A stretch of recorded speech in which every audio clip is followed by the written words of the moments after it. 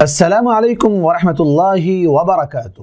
ناظرین، میں آپ کا استقبال کرتا ہوں ہمارے پروگرام سوال صرف علماء سے پوچھو، اور آج کا سوال ہے کیا لون پر گاڑی لی جا سکتی ہے؟ سائل نے سوال پوچھا ہے کہ گاڑی مہنگی ہے، 70,000 کی گاڑی ہے، 80,000 کی گاڑی ہے، تو کیا ہم اس گاڑی کو لون پر لے سکتے ہیں؟ جواب یہ ہے کہ جب انسان کے پاس اتنی رقم نہ ہو جس سے وہ گاڑی خرید سکے، تو سب سے پہلے تو یہ ہونا چاہیے کہ جتنا اللہ نے اس کو دیا ہے اس پر وہ قناعت کرے۔ اور دوسری بات یہ ہے کہ لون لینا، جسے ہم سود کہتے ہیں، انٹرسٹ کہتے ہیں، مختلف اس کے نام آج مارکیٹ میں بدل چکے ہیں، لیکن اللہ تبارک و تعالیٰ نے قرآن مجید میں ایک ہی لفظ میں اس کو حرام قرار دیا۔ اللہ نے کہا حرم الربا،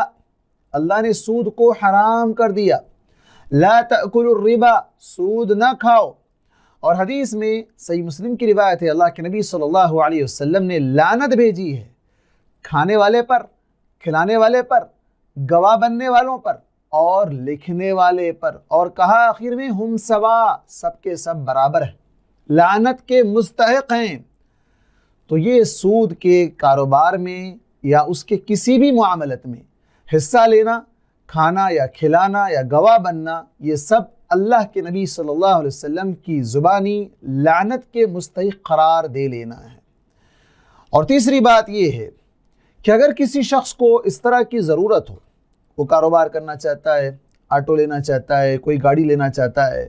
اور اس کے پاس اتنی رقم نہیں ہے، تو وہ جاتا ہے لون لینے۔ تو لون قرض کو بھی کہا جاتا ہے، وداؤٹ انٹرسٹ۔ اگر کوئی شخص قرض دیتا ہے، مسلمانوں میں ایسے صاحب ثروت لوگوں کو آگے بڑھنا چاہیے اور ایسے لوگوں کو قرض دینا چاہیے۔ اللہ تبارک و تعالیٰ نے قرض دینے والوں کی تعریف فرمائی، من ذا الذی یقرض اللہ قرضا حسنا، اللہ کو کون قرض حسنا دینا چاہتا ہے؟ اس کے لیے اللہ نے کہا فیضاعفہ، اللہ تعالیٰ اس اجر کو بڑھاتا ہے، دگنا کرتا ہے۔ اور حدیث میں اللہ کے نبی صلی اللہ علیہ وسلم نے فرمایا من نفس عن مؤمن کربۃ من کرب الدنیا نفس اللہ کربۃ من کرب یوم القیامہ، کہ جو شخص دنیاوی کسی مصیبت کو کسی آدمی کی ہلکا کرتا ہے، اس کو دور کرتا ہے، تو اللہ تبارک و تعالیٰ آخرت کی مصیبتوں سے اس کو نجات دیتا ہے۔ تو صاحب ثروت لوگوں کو چاہیے کہ وہ آگے بڑھیں اور ایسے لوگوں کو وداؤٹ انٹرسٹ، اگر سود کے بغیر قرض دیں تو ان کا یہ معاملہ آسان ہوگا اور انہیں آپ حرام میں جانے سے بچا سکیں گے، اس سے آپ دگنا اجر بھی پائیں گے۔ ایک اور بڑا فائدہ جو آپ پا سکتے ہیں وہ یہ ہے کہ اللہ کے نبی صلی اللہ علیہ وسلم نے صحیح بخاری حدیث نمبر 3480 کے اندر کہا کہ ایک شخص تھا جو اللہ تبارک و تعالیٰ کے پاس جب گیا تو اس کے پاس کوئی عمل ہی نہیں تھا، کوئی بھی عمل نہیں تھا اس کے پاس۔ اللہ تبارک و تعالیٰ نے اس سے پوچھا کہ کیا تو نے کچھ عمل نہیں کیا؟ اس نے کہا میرے پاس کوئی عمل نہیں سوائے ایک ہی، میرے پاس ایک غلام تھا، میں اس کے ذریعے سے لوگوں کو قرض دیتا تھا اور قرض وصول کرنے کے لیے اسے بھیجتا تھا، اور اس سے یہ کہا کرتا تھا کہ اگر کوئی تنگ حال ہے، پریشان حال ہے، اس کو مہلت دو، اس کو معاف کر دو، شاید کہ اللہ ہم کو معاف کر دے۔ اللہ کے نبی صلی اللہ علیہ وسلم آگے فرماتے ہیں فَلَقِيَ اللَّهَ فَتَجَاوَزَ عَنْهُ، کہ اللہ تعالیٰ سے جب اس نے ملاقات کی تو اللہ نے اس کو معاف کر دیا۔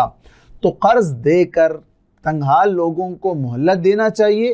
اور جو شخص مہلت دیتا ہے، اللہ کے نبی صلی اللہ علیہ وسلم نے ایک اور حدیث کے اندر فرمایا، صحیح مسلم کی روایت ہے من انظر معسرا او وضع عنہ اظلہ اللہ فی ظلہ،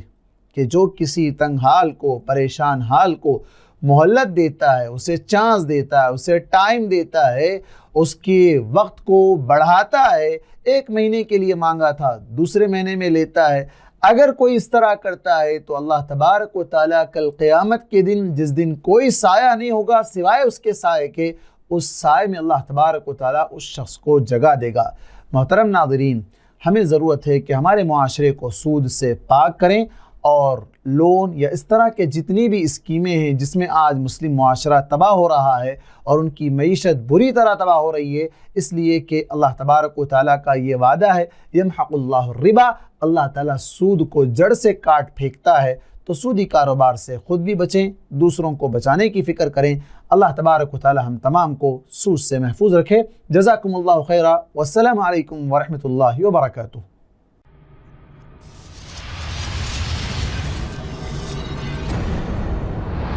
ZPlus TV, safety for all.